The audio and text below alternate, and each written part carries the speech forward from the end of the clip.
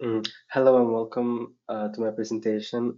My name is Hamza elsharkawy, and today we're going to be exploring my key insights about the interview that I recently did about leadership and decision making.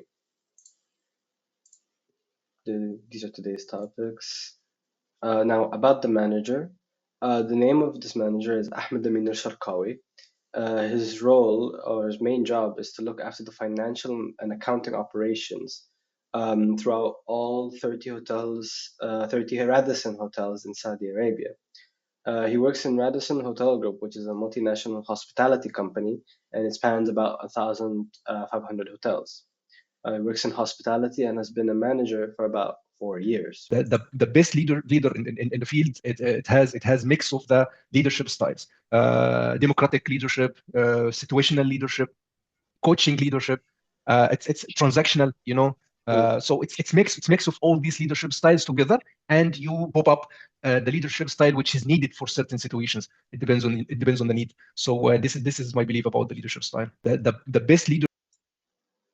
So after looking at the first clip here, we can see that manager highlighted that effective leadership requires a pretty flexible blend of styles, especially for democratic team input, and situational to fit the context, and coaching for growth, and transactional for structure.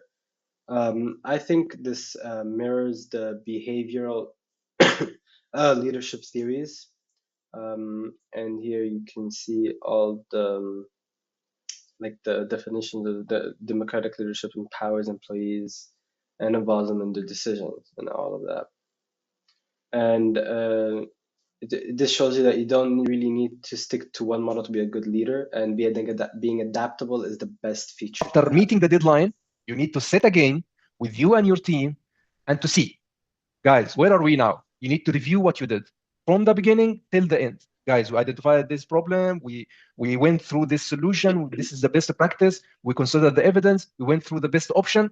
We put the action plan, and we implemented within the timeline and resources which we do have, and we reached the findings and the conclusion and the output of this brainstorming and the action plan. So, what are these outputs? Are they helpful? Are not helpful? So now the decision has been actioned. Review the outcome and learn from any mistakes happen. So this is the process of the, and again, you need to, in case of having anything you need to change or you need to start over, you need to redo it again. So this is a process mainly. After meeting the.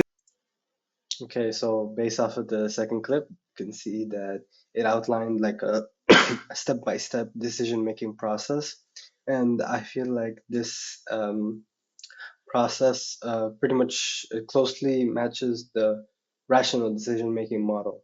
So, like, firstly, we identify the problem, brainstorm it, evaluate its evidence, choose the best option, implement it with the resources, and then review the outcomes, and then also learn from it.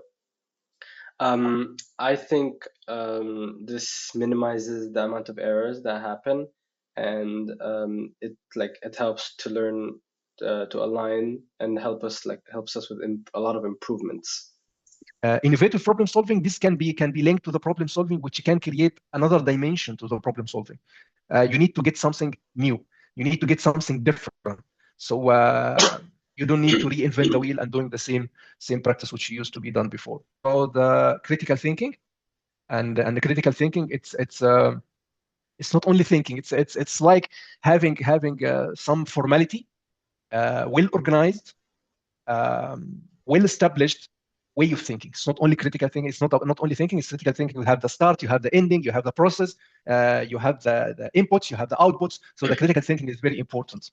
Emotional intelligence can be linked to the communication and collaboration. So emotional intelligence skill also is very important and can be complementing the communication and collaboration skills. Innovative problem solving. Okay, next here, our manager offered like three pieces of very good advice.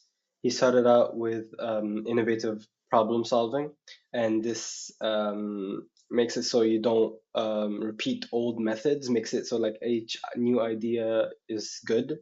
And then there's critical thinking, so we use structured reasoning with pretty clear inputs and better processing to get overall better output. And then we have emotional intelligence, which is obviously very, very useful for the workplace to deal with other workers or the coworkers, and very good for your communications and projects. I feel like this advice, it really reflects their leadership and their decision making style. It's very creative and structured, and it's also very empathetic. So I realized that future leaders have to also like balance innovation, logical thinking, and also emotional awareness to be able to like manage a workplace very, very well. And last but not least, we have here my reflection. And I think my biggest takeaway from this is that effective leadership is a very flexible, structured, and it's very people centered. My manager's approach, which is blending leadership styles using structured decision making process and prioritizing innovation and emotional intelligence, it offers like a very good model of leadership. And going forward, I would love to or aim to incorporate this mindset and adapt my style to this context using its critical reasoning and obviously strengthening my emotional intelligence. Okay, thank you so much for listening.